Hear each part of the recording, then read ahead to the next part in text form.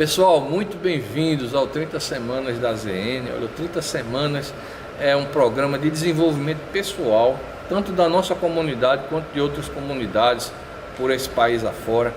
Tem trabalhado com cura interior, tem abençoado muitas vidas e nós estamos muito felizes com a sua participação. Que Deus possa abençoar essas 30 semanas, esses 30 encontros. Deus esteja com a sua vida, trazendo libertação, leveza ao teu coração.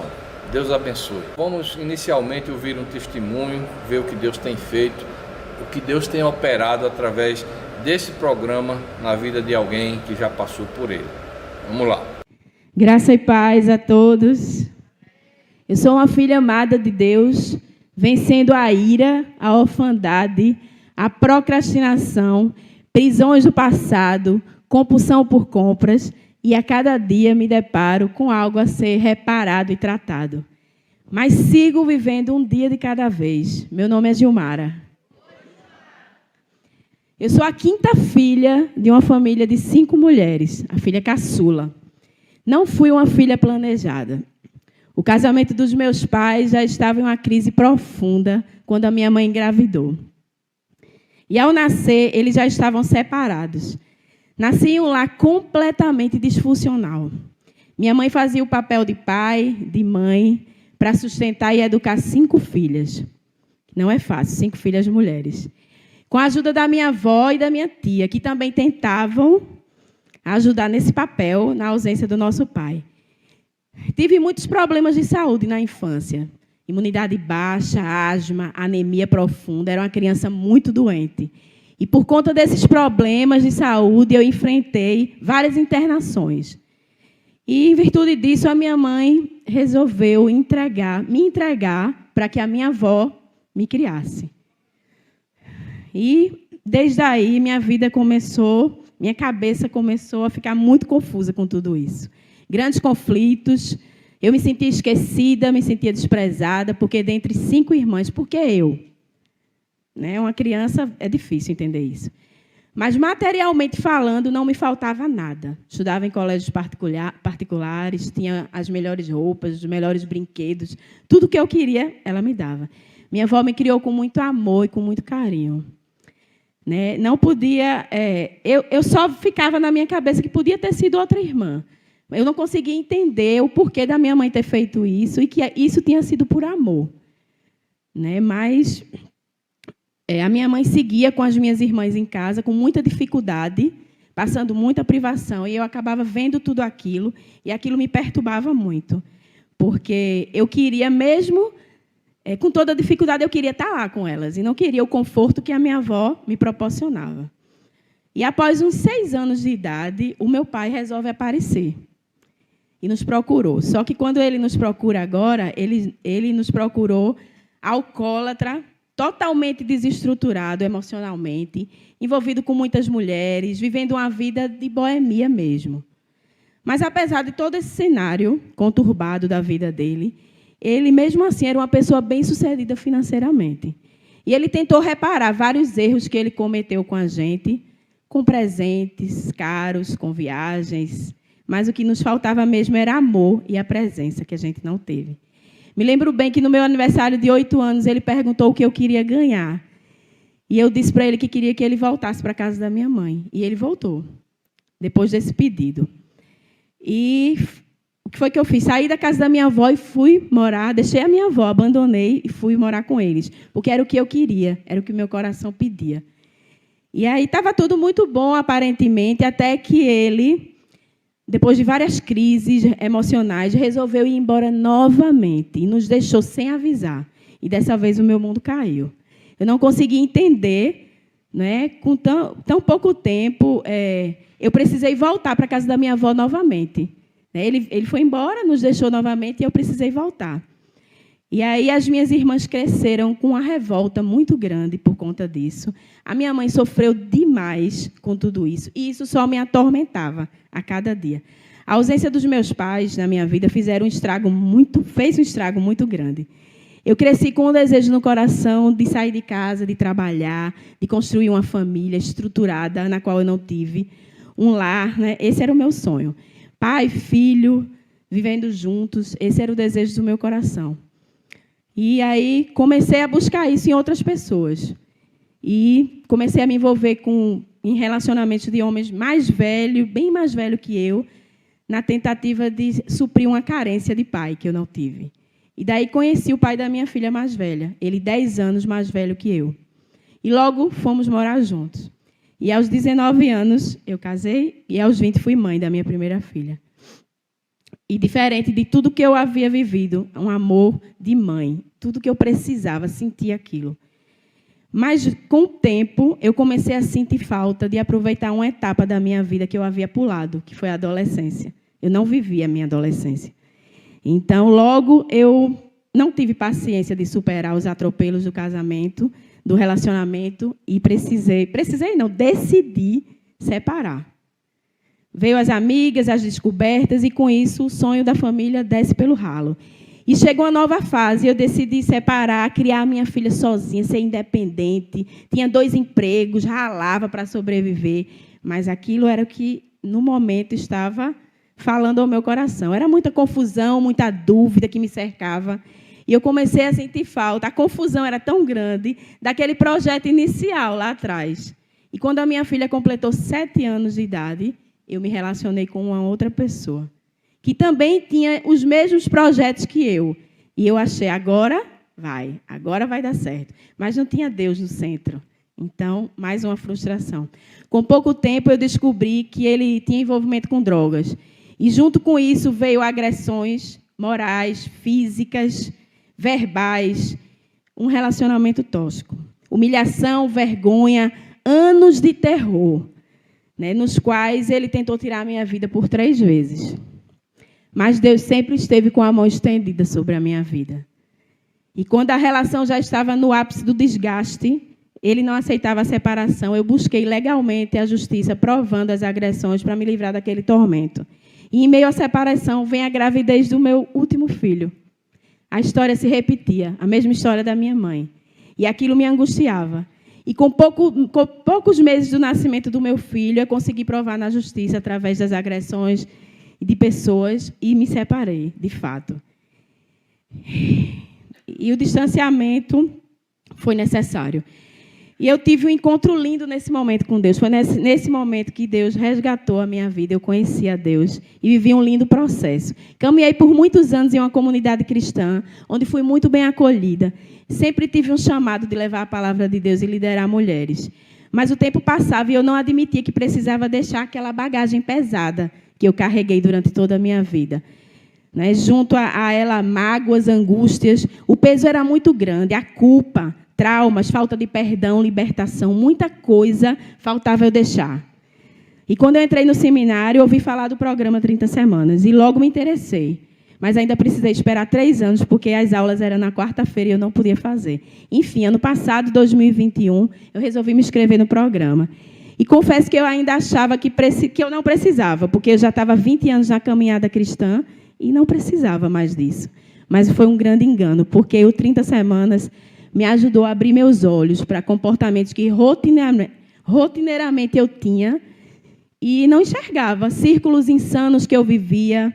Ele me fez enxergar muita coisa e me fez entender que não é sobre parar de fazer, e sim entender o porquê de tomar certas atitudes que me levam a fazer isso.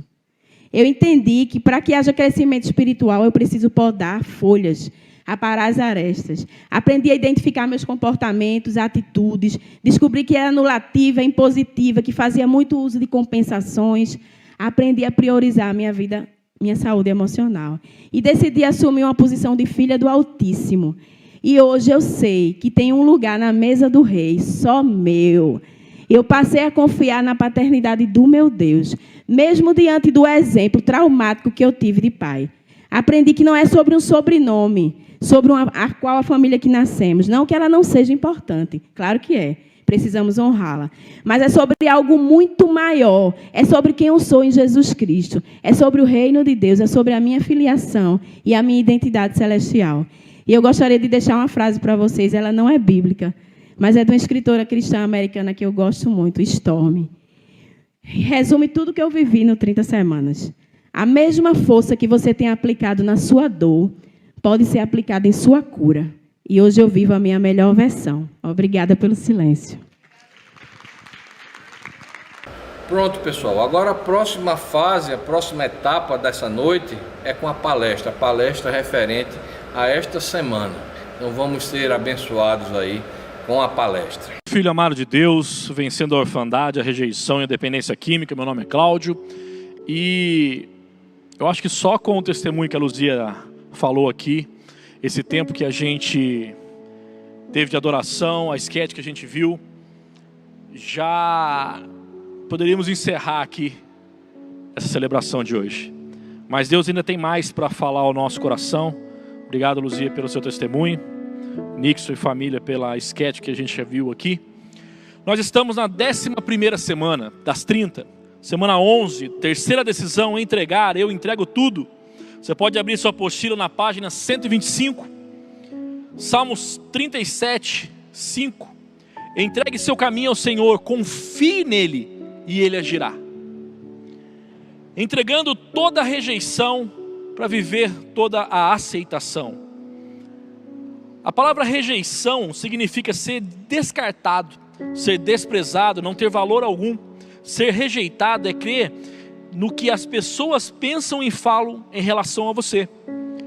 Por exemplo, eu nunca quis você, não quero saber de você, você não tem valor, você não é o que eu esperava, você não presta, tudo que você faz é errado, você nunca acerta. Você já ouviu alguma dessas expressões? Isaías 53:3 foi desprezado e rejeitado pelos homens, um homem de dores e experimentado no sofrimento, como alguém de quem os homens escondem o rosto. Ele foi desprezado e nós não o tínhamos em estima. O profeta Isaías aqui está falando de Jesus, o Messias, do Cristo. Então Jesus, ele não vai dizer para você: eu imagino o que você está sentindo, eu imagino o que você está sofrendo. Ele vai dizer: filho, filha, eu sei exatamente o que você está sentindo, porque eu senti também. Como você aperfeiçoa o que é perfeito? Jesus, ele foi, segundo a palavra, aperfeiçoado pelo sofrimento, para que ele pudesse dizer para mim e para você: eu sei o que você está passando, eu sei o que você está sofrendo, eu sei o que você está sentindo, porque eu passei, eu sofri, eu experimentei isso também, eu vivi isso também, eu também fui rejeitado. Mas mais do que isso, ele enfrentou todas essas coisas, muito mais para que pudéssemos ser libertos da rejeição. Ele veio nos mostrar como a gente pode viver liberto e curado da rejeição. Então vamos rapidamente passar, a gente tem muita coisa para falar hoje, então me perdoe que se muitas vezes eu vou ler o material da apostila, porque o material ele é muito rico, então é importantíssimo você ter sua apostila aí para você conseguir acompanhar toda essa ministração e riscando e escrevendo tudo que Deus for falando, tudo aquilo que Deus for ministrando ao seu coração. Então a gente conseguiu um desconto especial para você, junto à apostila, junto à editora. Você vai poder entrar no site da editora Inspire, e lá na hora do cupom de desconto, você coloca lá a hashtag, que é o Jogo da Velha, 30 semanas. Você vai ter 30% de desconto para você adquirir a sua apostila, o material, o livro do participante do 30 semanas. Pensa assim, talvez você tenha plantado sementes enquanto você estava passando por esse momento de rejeição. E o inimigo de Deus, Satanás, ele é especialista em plantar sementes de rejeição na nossa vida. Essa semente ela pode ter sido plantada quando a gente estava no ventre da nossa mãe. A rejeição, ela é o tronco, naquela ilustração que a gente faz da árvore. Mas ela também é o gatilho que nos leva a todas as compensações, a todas as válvulas de escape. É a rejeição que nos leva para essa compensação, para essa busca por uma compensação, por essa busca pela essa válvula de escape. É a rejeição. Primeiro ponto aí, uma vida construída sobre a rejeição. Se você construir sua base de vida na rejeição, na vergonha, no desprezo, ou em uma autoimagem pobre, ou na autocomiseração, todos esses problemas começarão a se desenvolver ainda mais na sua vida. Mas se você estabelecer a sua vida na filiação, na aceitação e no amor do Pai, então desenvolverá um estilo de vida que gera vida, ou seja, demonstrará os frutos do Espírito Santo, que são domínio próprio, mansidão, fidelidade, bondade, benignidade, paciência, paz, alegria e amor, e muitas outras coisas que o céu tem para mim e para você. A Bíblia ensina que somos arrancados e então enxertados, ou seja, somos replantados, firmados no amor de Deus, na família de Deus. Não podemos esconder o nosso passado ou escolher o nosso passado, mas podemos decidir onde queremos permanecer no presente, transformando assim todo o nosso futuro. Você pode escolher, isso é escolha sua. Fomos criados para sermos aceitos, para pertencermos. Quando isso não ocorre, vivemos reféns da orfandade e da rejeição, buscando compensações e vícios, como a codependência, sexualidade distorcida, ou até mesmo a máscara da religiosidade, tentando demonstrar ser quem não somos. Dessas situações podem surgir muitas outras, distorcendo a maneira de viver e estabelecer os relacionamentos. A rejeição nasce no físico, contamina o emocional e atrai espíritos malignos. Quanto mais lutamos pela aceitação, mais somos vencidos pela rejeição, se o fizermos com as nossas próprias forças. Talvez você está lutando o tempo todo, tentando agradar as pessoas, tentando fazer com que as pessoas te aceitem. Aqui a gente vai ver vários momentos e você vai conseguir se identificar em algum deles. Você vai conseguir fazer uma releitura da sua vida, como a Luzia fez aqui no testemunho dela, e você vai conseguir enxergar muito nitidamente aonde estão fixadas essas sementes de rejeição na sua vida.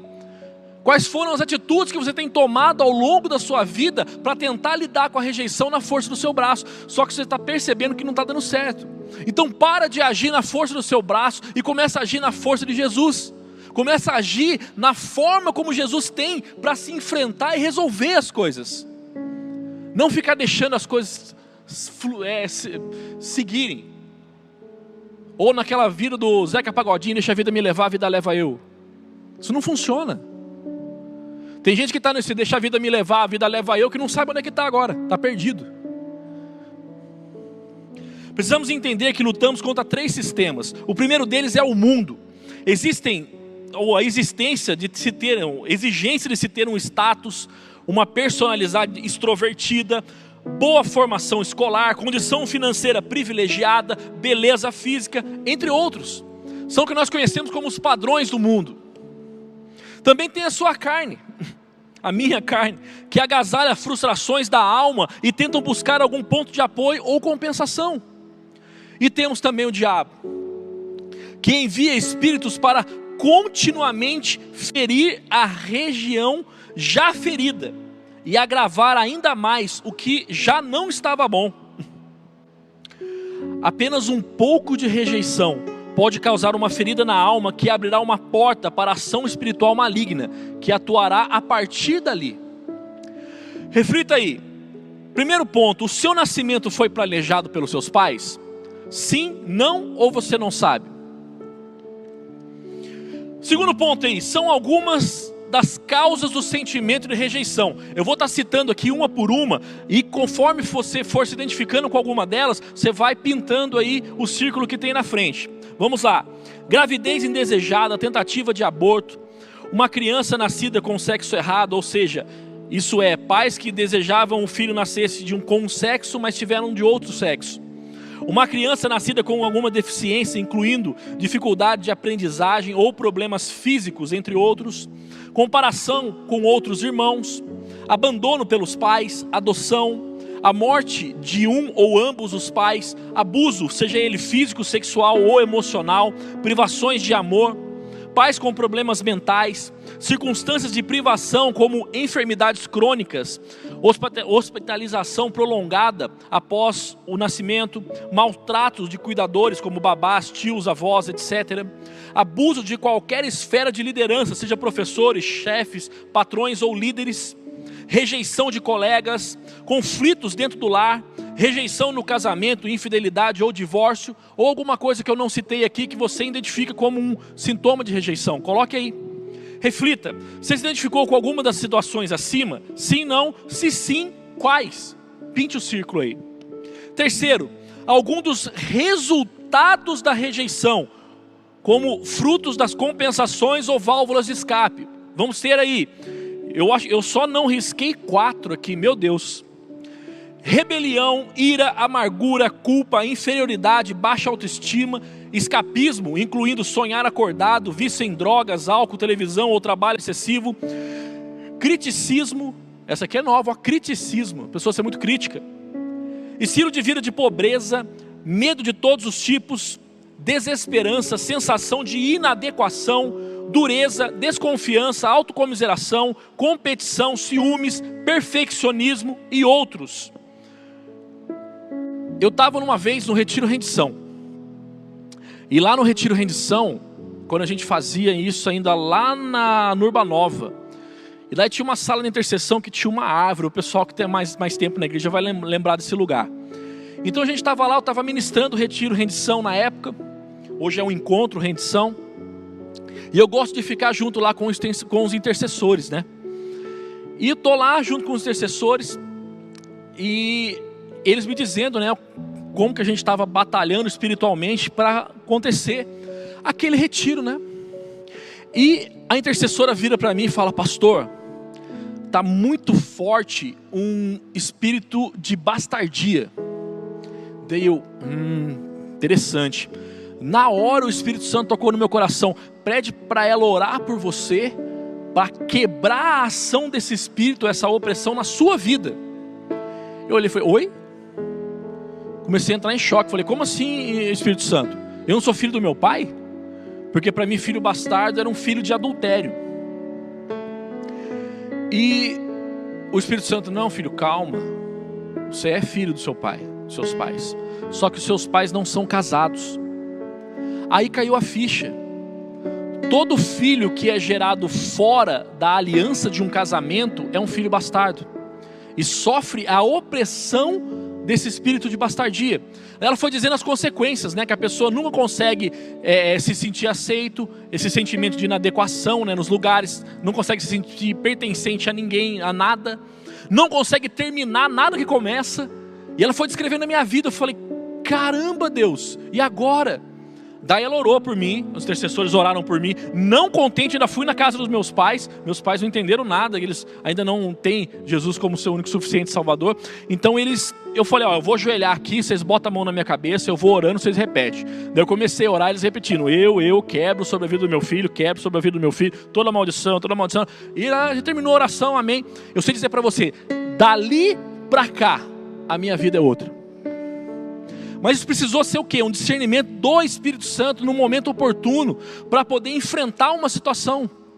Não adiantava nada eu ficar tentando lutar com a minha força. Eu preciso da força de Deus para conseguir identificar e vencer e enfrentar todo e qualquer espírito de opressão sobre a minha vida e sobre a sua. Vamos seguir. Reflita aí, com quais resultados acima você se identificou, e sublinhe. Percebemos que pessoas que têm algum problema de rejeição acabam, por alguma maneira, tornando atitudes para chamar a atenção. Por exemplo, na escola, sente-se isolada para que outras pessoas possam vir lhe dar atenção. Num estado de autocomiseração, procurando chamar a atenção, até mesmo simulando alguma doença ou problema. A gente já viu isso na primeira decisão, quando a gente falou sobre muletas emocionais, que é o terceiro estágio da negação, as muletas emocionais. Muitos adolescentes acabam tendo atitudes rebeldes para buscar a atenção dos pais ou de outras pessoas, ou seja, usam dessa atitude como válvula de escape para compensar um sentimento de rejeição. O pastor Cote, ele diz que a dor emocional é o mais alto nível de tentação que pode nos abordar, induzindo-nos impiedosamente a reações pecaminosas que se transformam em fortalezas espirituais que prendem a alma e contaminam o espírito. Meu Deus. Quarto, a percepção da rejeição. Muitas vezes você sente que alguém o está rejeitando, quando na verdade não está. Tem muitas pessoas que não conseguem entender, e por ter essa orfandade gritando dentro de si, tudo ela entende como rejeição.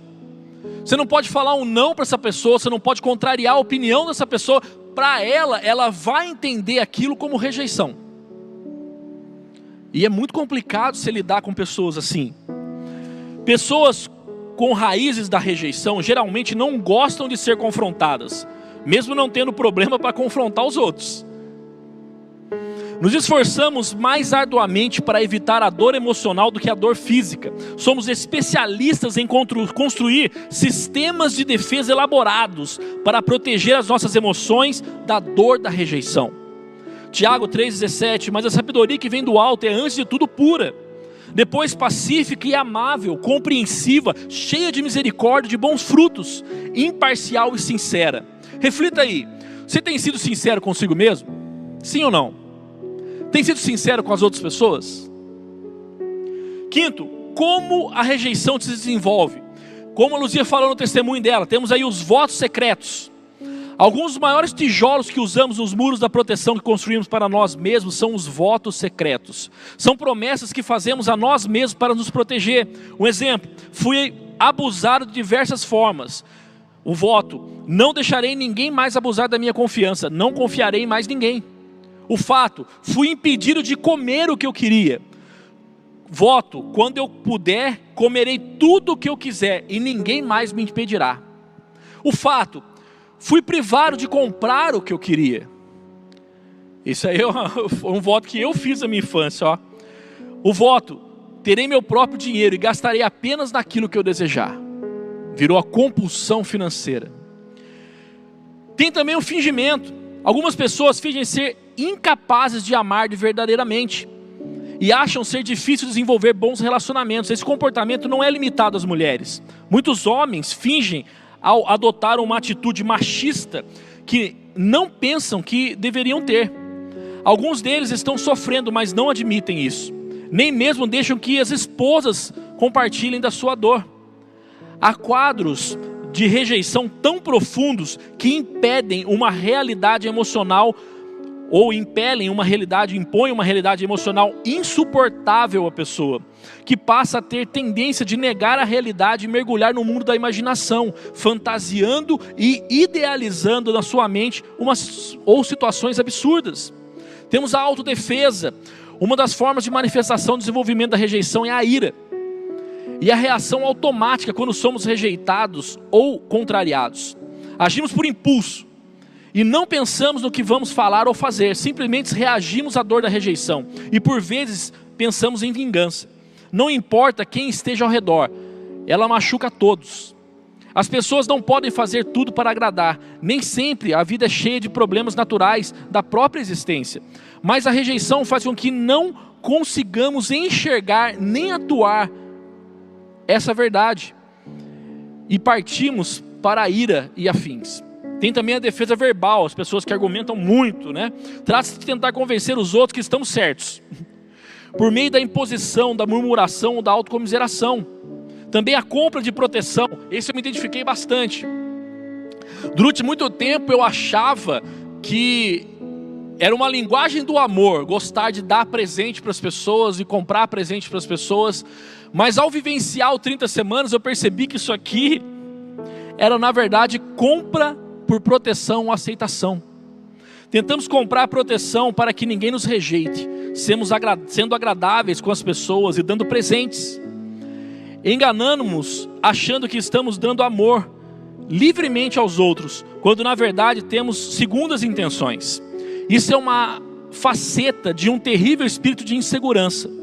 Por isso arruína relacionamentos, quando descobrimos que alguém nos dá atenção e que podemos desenvolver um relacionamento com a pessoa, seja num namoro, numa amizade, começando a sufocá-la, ligando o tempo todo, buscando contato o tempo todo, tolhendo a sua liberdade, enchendo de presentes e coisas afins. Essa situação torna o relacionamento muito difícil. A pessoa sinaliza desconforto e o indivíduo se sente mais rejeitado ainda, criando mais um problema. Reflita aí, quais mecanismos de defesa você tem usado? Voto secreto, fingimento, autodefesa, defesa verbal ou compra de proteção? E sexto, para se livrar da rejeição, lembre-se, primeiro ponto, letra A, você não conseguirá agradar todas as pessoas. Ai de vocês quando todos falarem bem de vocês, mas eu digo a vocês que estão me ouvindo, amem os seus inimigos, façam o bem aos que os odeiam e abençoem os que o amaldiçoam, orem por aqueles que o maltratam. O Rick Warren diz isso, ele fala, no livro Uma Vida com Propósito, ele fala: eu não sei o segredo para o sucesso, mas o segredo para o fracasso é tentar agradar todo mundo. Somente um tolo tentaria fazer o que nem mesmo Deus faz. É impossível agradar todos ao mesmo tempo. Ainda que conseguisse você fazer com que as pessoas gostassem de você, isso não seria uma boa ideia.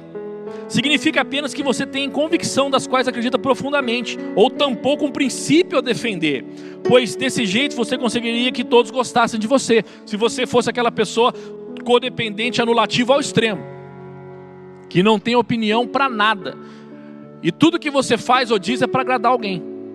Você não tem opinião própria. É uma vida insuportável. Reflita. Você tem tentado agradar as pessoas para ser aceito? Letra B, compreenda que Deus o aceita como você é. Salmo 27:10, ainda que me abandonem pai e mãe, o Senhor me acolherá. Essa é uma verdade da qual você pode acreditar, uma rocha sólida, na qual você pode edificar a sua identidade, a sua segurança, alegria e paz. Deus te aceita como você é. Deus te chama de filho amado, de filha amada. Sempre haverá pessoas que irão desprezar a sua aparência ou aquilo que você faz, ou acredita ou diz, mas elas não podem controlar suas emoções, a menos que você permita. A desaprovação ou rejeição das pessoas não podem deixar você devastado.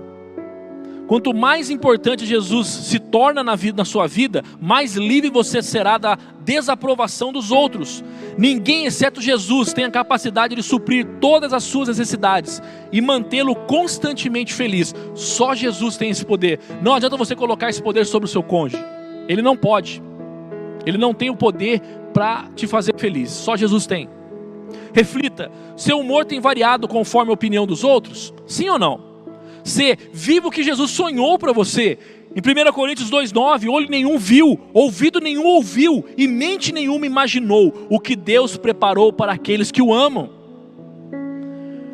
Você precisa se agarrar a essa verdade. Será quando você chegar no céu, Deus vai perguntar para você, Deus não vai perguntar coisas para você como assim: por que você não foi mais parecido com o seu irmão?